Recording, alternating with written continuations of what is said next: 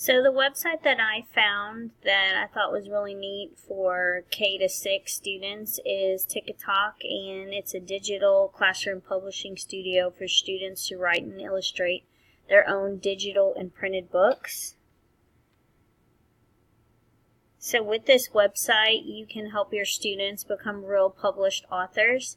And here are some examples of books that other students have created using this website.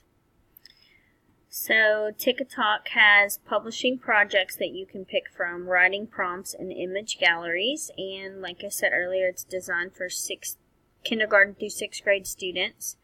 They have easy preloaded projects and tools that make lesson planning fast and easy for you to make tools and projects for your students to use.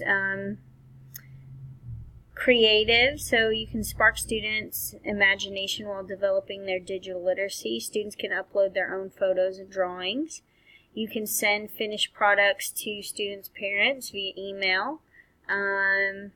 Let's see, low cost, which I don't know how much low cost you think this is, but for the basic program it's $19, and for the Digital Plus program it's $75, and for premium subscription is $399, and you can see the different things that it is offering.